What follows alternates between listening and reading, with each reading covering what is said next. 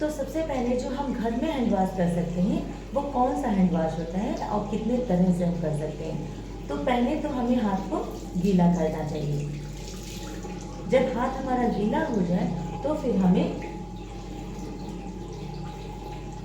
Hand wash लेना चाहिए, ऐसे मुट्ठी करके जितना हमारे इसके अंदर हैंड वॉश आ जाए उतना हमें हैंड वॉश लेना चाहिए। लेकिन हम घर में उतना नहीं ले सकते हैं तो हम कम ले लेंगे, उससे कोई नहीं। लेकिन हॉस्पिटल के लिए नियम होता है, उसका नियम होता है कि हम हैंड वॉश को पूरा इसकी भर के लें ताकि वो अच्छे से साफ हो जाए। तो सबसे पहले हमने हैंड वॉश किया, पहले हाथ को हमने गीला किया, फिर हमने हैंड वॉश दिया। अब हमें कितनी बार इसको करना है, कम से कम 40 से 60 सेकंड तक हमें ये करना पड़ेगा। तो पहले हम क्या करेंगे, हाथ को बिल्कुल जो हमारी गदेली होती है उसको हम इस तरह से रगड़ेंगे। तो कम से कम हमें 5 बार रगड़ना चाहिए, 1 2 3 4 5। जब हम 5 बार इधर रगड़ लेते हैं तो 5 बार हमें इधर रगड़ना चाहिए, 1 2 3 4 5। हम अभी बंद कर दे रहे हैं, नल खुला हुआ है। तो ये हो गया हमारा। तो पहला स्टेप हमारा हुआ गदेली को रगड़ना, मतलब पाम टू पाम। दूसरा हमारा स्टेप होता है हमें इसी फिंगर को उठा के पीछे की तरफ ले जाना चाहिए, जिसे कहते हैं बैक टू पाम। मतलब ये पाम है और ये बैक है, तो हम कहते हैं इसे बैक टू पाम। तो इसे भी हमें 5 बार रगड़ना चाहिए। तो हम इस तरह से इसे आराम से रगड़ सकते हैं, जिससे कि हमारे यहाँ का भी इन्फेक्शन खत्म हुआ, हाथ का भी, और पीछे का इन्फेक्शन खत्म हो गया। तो पहला स्टेप, दूसरा स्टेप। अब अगर याद ना आया करे तो हमको इसी तरह से कर लेना चाहिए कि फिंगर को हमें ऐसे कर लेना चाहिए। तो जो हमारे उंगलियों के बीच में जो इन्फेक्शन होता है वो इन्फेक्शन को कम करेगा। तो हमको इसको अंदर से बाहर ऐसे रगड़ना चाहिए। तो जितने भी हमारे अंदर पोर पे, यहाँ पे जितने भी इन्फेक्शन होते हैं वो खत्म हो जाएगा। तो हम फिंगर इंटरलैसिंग करेंगे। तो इस तरह से हमें एक भी 5 इधर करना चाहिए, 5 इधर करना चाहिए।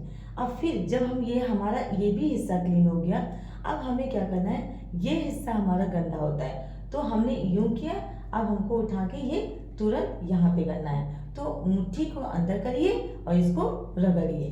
तो यहाँ पे ये भी कहेंगे कि इंटरलॉकिंग। तो ये भी 5 बार हमें रगड़ना है, 5 बार इधर और 5 बार इधर। तो जब हम इधर का कर लेंगे तो हमारा ये फिंगर जो है ये भी हमारा पोर साफ हो गया। अब देखिए हमारा ये भी क्लीन हो गया, हमारा ये भी क्लीन हो गया, हमारा ये भी क्लीन हो गया, और हमारा ये हिस्सा जो है ये भी क्लीन हो गया। इसके बाद आता है यहाँ करें, फिर हमारा अंगूठी का हमारा ये सब हिस्सा हुआ, पर ये हिस्सा हमारा अभी भी गंदा ही है। फिर हम इसे क्या करेंगे, उठाएंगे यहाँ से, तुरंत फिंगर को रोटेट कर देंगे। तो हमें फिंगर को ऐसे साफ नहीं करना है, फिंगर को हमें नीचे से करना है। तो 1 2 3 4 5 हम ये भी फिंगर को करेंगे, 1 2 3 4 5। इससे क्या होगा, हमारा यहाँ से फिंगर पूरा क्लीन हो जाएगा। तो हमारा ये हो गया 4, पूरे 5 स्टेप आपके हो गए।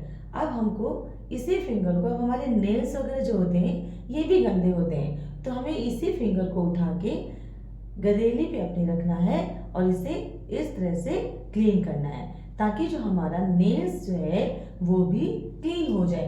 तो अब हमारा ये भी क्लीन हो गया। तो स्टेप को इस तरह से ध्यान रखिए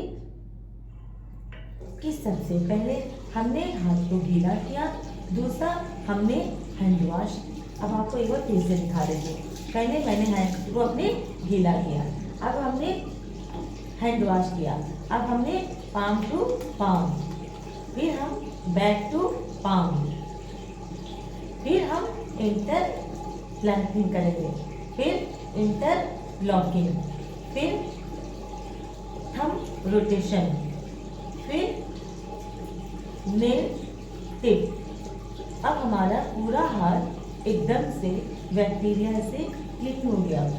हमें क्या करना है, अब अगर हम चाहें, वो सर्जिकल प्रोसीजर में होता है, ये हमने एक घरेलू जो घर में लोग रहते हैं अपने बच्चों को सिखाइए और खुद भी करिए, ताकि आप बिल्कुल हैंड आपका साफ और क्लीन रहे।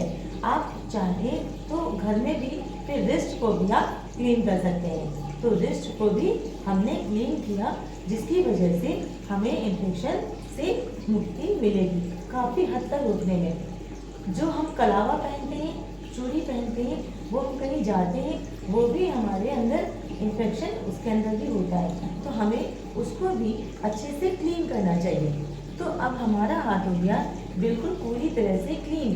अब हम इसको, बाकी अगर हम ये मेडिकल लाइन का है, लेकिन हमने आपको ये बताया है केवल घर में बच्चों को, खुद को कैसे आप इन्फेक्शन से बचा सकते हैं। तो अब हम अपने हैंड को वॉश कर लेंगे। अच्छे से हम अपने हैंड को वॉश करेंगे। तो हम बिल्कुल इसमें भी कर सकते हैं अच्छे से, ताकि ये क्लीन रहे हमारा हाथ।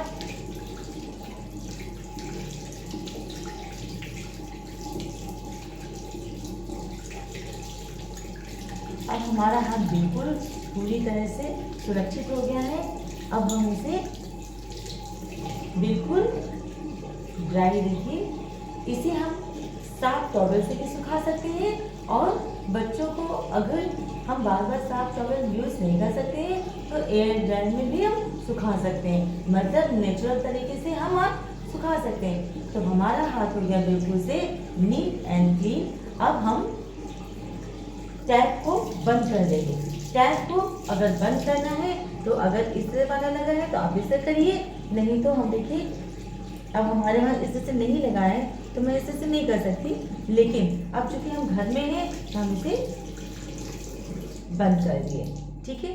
लेकिन होना क्या चाहिए, हमें इसे भी वॉश कर देना चाहिए, ताकि जो हैंड वॉश वगैरह लगा है वो क्लीन हो जाए। और ये हुआ हमारा हाथ बिल्कुल सुरक्षित। अब हम अपने हाथ से कुछ भी खा सकते हैं, और बच्चों को ये शिक्षा ज़रूर देना चाहिए, ताकि बच्चों का हाथ बिल्कुल साफ रहे, वो मुंह में उंगलियां ना डालें और कुछ ऐसी चीज़ें ना करें जिससे कि उन्हें इन्फेक्शन हो। तो मैंने आपको ये बताया कि हम अपने हाथ को कैसे क्लीन कर सकते हैं। बाकी जब हम मेडिकल में जाएंगे, हॉस्पिटल में जाएंगे, तो वहाँ पे अलग तरीके से क्लीन होता है, और ये हमने सिर्फ आपको घर में बताया है कि आप कैसे अपने हाथ को सुरक्षित रख सकते हैं। अब देखिए बिल्कुल हाथ एकदम क्लीन है हमारा, इन्फेक्शन से एकदम हम बचे हुए हैं। अगर हम इस हाथ से खाना खाते हैं या कुछ भी काम करते हैं या कोई सामान छूते हैं तो वो हमारे इन्फेक्शन को अंदर नहीं ले जाएगा, और हम इन्फेक्शन से मुक्ति पा सकते हैं। तो ये हमें अपने बच्चों को ज़रूर से आदत में डालना चाहिए कि हमारे हाथ कैसे नीट एंड क्लीन रहेंगे। तो इसके 8 स्टेप थे, 8 स्टेप मैंने आपको बताए हैं। ये हॉस्पिटल में भी यूज़ होता है, और ये मैंने आपको भी बताया। अब मैं नेक्स्ट वीडियो में आपको सैनिटाइजर वाला कैसे हाथ को क्लीन करते हैं वो बताऊंगी, और इसके बाद में बताऊंगी कि जब हम ऑपरेशन वगैरह थिएटर में होता है, कोई प्रोसीजर करने के लिए होता है, तो हम कैसे हाथ को क्लीन कर सकते हैं। जब जैसे कि कोई ऑपरेशन होता है उसमें स्टेप और होते हैं, तो उस स्टेप को भी मैं आगे आपको बताऊंगी। तो आप बिल्कुल से बैक्टीरिया मुक्त हैं, और जिस तरह से मेरा हाथ क्लीन है उसी तरह से आपका भी हाथ क्लीन होना चाहिए। तो आप मुझे दीजिए इजाज़त, नेक्स्ट वीडियो में फिर मिलूंगी। इसी के साथ आपकी मीना सामंत, नमस्कार।